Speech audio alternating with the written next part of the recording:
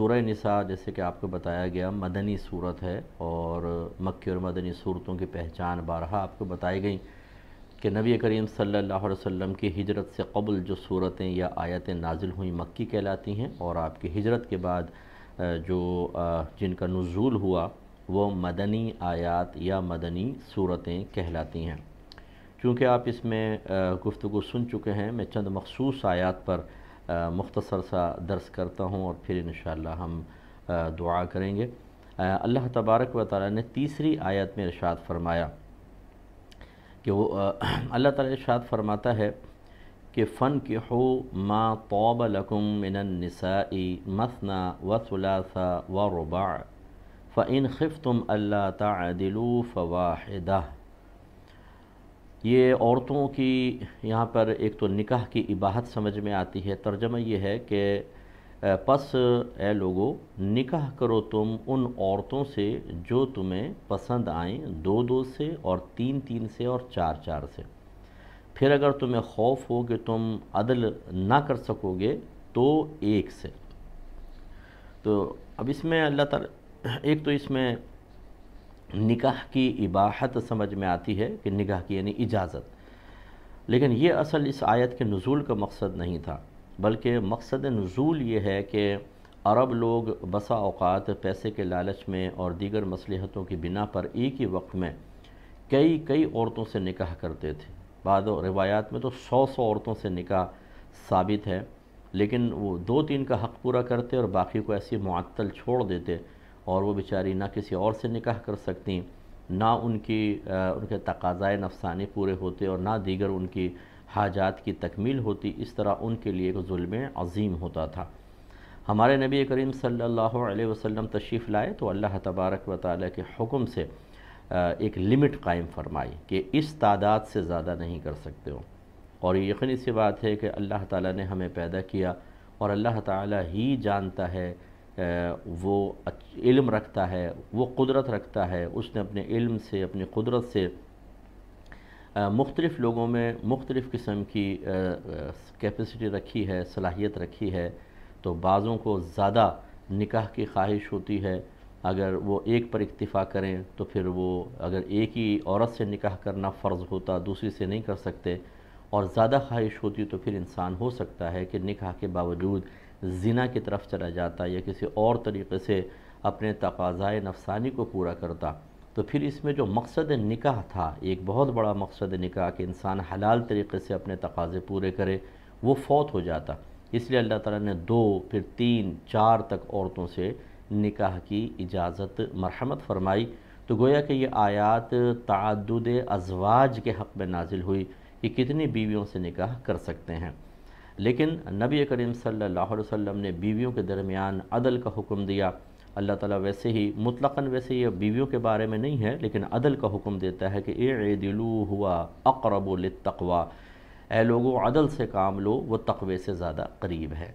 نبی کریم صلی اللہ علیہ وسلم نے ارشاد فرمایا جس شخص کی 2 بیویاں ہوں اور وہ ایک کی طرف مائل ہو جائے اور دوسری کو لٹکتی چھوڑ دے، یعنی نہ اس کا حق پورا کر رہا ہے نہ اس کو ٹائم دیتا ہے، تو وہ بروز قیامت اس طرح آئے گا کہ اس کی ایک جانب فالج زدہ ہوگی۔ تو اس سے یہ پتہ چل جائے گا، اب یہ دیکھیں میدان محشر میں لوگ بھی اس کو دیکھیں گے کہ بھئی یہ ناانصاف شخص ہے، اس نے 2 بیویوں کے درمیان انصاف نہیں کیا ہے۔ تو بعد اوقات جب عورت حاصل ہو رہی ہوتی ہے تو کچھ ایسی خواہشات انسان پر غالب آ جاتی ہیں کہ وہ نہ تو عدل و انصاف کے تقاضوں کو پیش نظر رکھتا ہے، نہ فیوچر اس کے پیش نظر ہوتا ہے کہ جب 2 بیویاں ہوں گی میں کیسے ان سے ایڈجسٹ کروں گا، پھر جب اولادیں ہوں گی ان کے اخراجات میں کیسے پورے کروں گا، پھر اگر میں مر جاتا ہوں تو میرے مال وراثت میں کیسے آپس میں لڑیں گے اور ایک دوسرے کے گریبان کھینچیں گے، کوئی پرواہ نہیں ہوتی، میری خواہش پوری ہونی چاہیے۔ تو اکثر ہمارے پاس جو کیسز آتے ہیں وہ اسی قسم کے ہوتے ہیں کہ سوچے سمجھے بغیر بس عورت مل رہی ہے تو فوراً نکاح کر لیا اور مطمئن یوں ہے کہ جی حلال طریقے سے کر رہا ہوں، لیکن اس کے تقاضے بھی تو پورا کرنا لازم تھے۔ اگر شریعت نے اجازت دی ہے تو مقید اجازت دی ہے، وداؤٹ اینی کنڈیشن نہیں دی ہے۔ اسی لیے اللہ نے آگے ارشاد فرمایا فَإِن خِفْتُمْ أَلَّا تَعْدِلُوا فَوَاحِدَةً، پھر اگر تمہیں خوف ہو کہ تم ان 2 بیویوں کے درمیان عدل نہ کر سکو گے تو پھر ایک سے نکاح کرو۔ اس کا مطلب یہ ہوا کہ جو شخص نہ علم سیکھے، نہ اس کو دین کا پتہ ہو، نہ اسے یہ پتہ ہو کہ دو بیویوں کے درمیان عدل و انصاف کے تقاضے کیا ہیں، یہ معلوم ہی نہ ہو کہ عدل کن کن چیزوں کے اندر ہوتا ہے، اور شوق اتنا ہے شادی کرنے کا، سر کے بال کم کروانے کا بہت شوق ہوتا ہے، اور وہ کر لیتے ہیں، اور پھر ہم نے دیکھا ہے جو وہ میری پہلی بیوی اکڑ گئی ہے، میرے بچے باغی ہو گئے ہیں، میرے بھائی مجھے فورس کر رہے ہیں، دوسری بیوی کو طلاق دے دی، چھوڑ کر بھاگ گئے، یا پہلی والی کو چھوڑ کر دوسری کے ساتھ لگ گئے، اور اس طریقے سے اپنے لیے آخرت کی بربادی کا سامان اور خواہشات نفسانی کی تکمیل کتنے عرصے تک انسان کر لیتا ہے، کچھ عرصے بعد پھر سب ختم ہو جاتا ہے، اور اللہ تعالیٰ کی بارگاہ میں قابل گرفت ہو کر انسان پہنچتا ہے۔ اس لیے جتنے ہمارے بھائی بہن ہمیں دیکھ رہے ہیں ان سب کو اس پر توجہ کرنی چاہیے۔ بھائی اس اعتبار سے کہ دوسری شادی کے بارے میں اگر آپ سوچتے ہیں تو 50 مرتبہ آپ کو مشورہ کرنا چاہیے، صاحب الرائے لوگوں سے، زیرک ذہین لوگوں سے مشورہ کریں، اور خواتین جو ہیں وہ اس اعتبار سے کہ آپ اپنے اولاد کی پہلے سے ایسی تربیت کریں کہ آپ کے بچے اس ناانصافی کے راستے کو اختیار کرتے ہوئے 50 بار سوچیں۔ آخری اس میں ایک مسئلہ یہ ہے کہ اللہ تبارک و تعالیٰ نے مرد کو اجازت دی کہ تم نکاح کر سکتے ہو 2 عورتوں سے، 3 سے، 4 سے، اور یہاں پر یہ کنڈیشن نہیں لگائی کہ پہلی بیوی اجازت دے تو کر سکتے ہو۔